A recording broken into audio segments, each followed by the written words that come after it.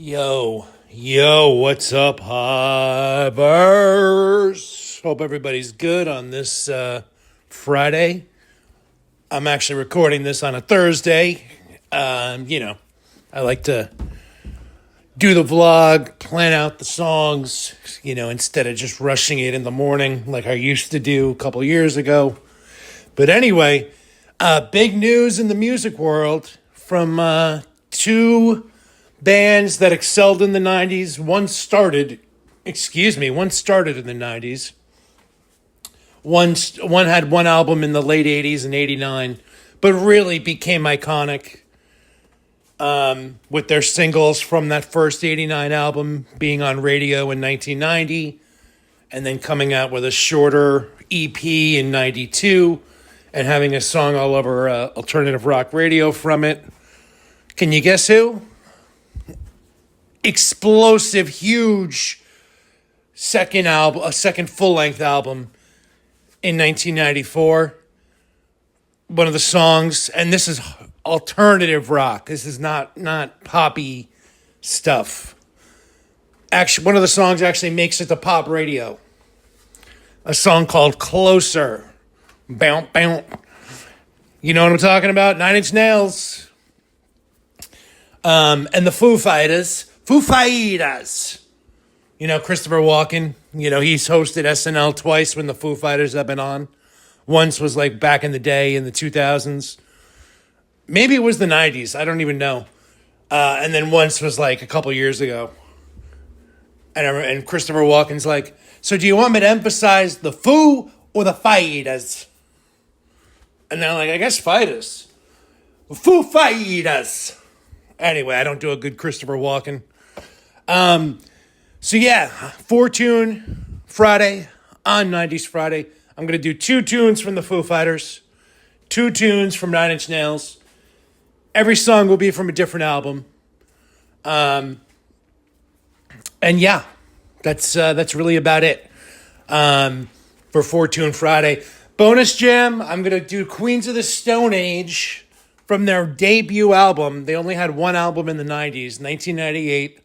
Their second album was 2000. The follow-up to that was 2002.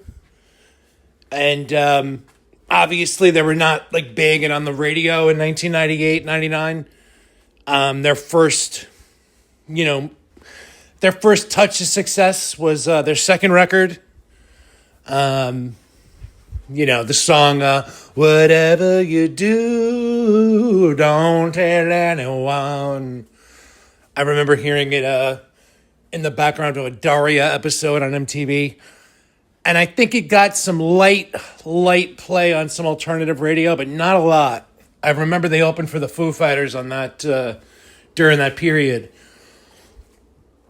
And they probably were on like 120 minutes on MTV, but they were not, they didn't blow up to the third album, Songs for the Deaf. I mean, monster record. No One Knows was such a big song. But yeah, their first album was 98. So I'll give you a bonus jam from their first album. I'm actually going to give that a listen. I'm recording this pretty early on Thursday, so I'll bring you some excellent tunes. Foo Fighters. I'm going to give you a song from 1997. And you know what? I just got a great idea.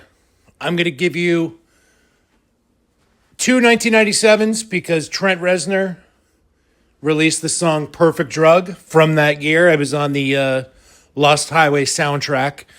And then his 99 album, his third album, came out.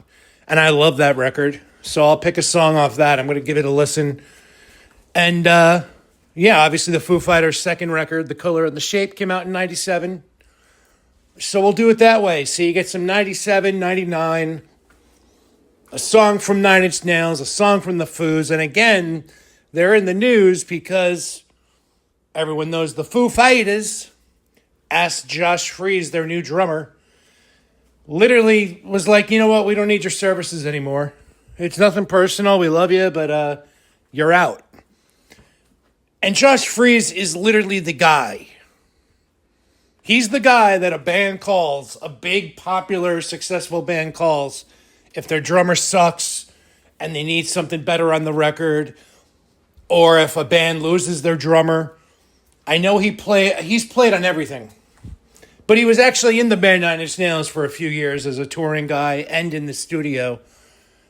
Basically like 2002 to 2008. So he played on the 2005 and 2007 albums. That's more in the alt 2K, era of time. But anyway, he played with them. So the Foo Fighters kick him out. Very strange move. They must have had their eye on somebody. A lot of people were saying, oh, they're obviously going to have Shane Taylor's son join the band, which makes no sense at all. People are just so stupid. There's a lot of people that just really don't understand how things work. And I guess they just type comments of like what they wish, There's no way they would kick Josh Freese out without it definitely being Taylor's son, Shane Hawkins, who's like 18 at this point, maybe just turned 18. He's not joining the band. The Foo Fighters aren't going to have an 18-year-old join. Now, 5 years from now, is that a possibility? Maybe.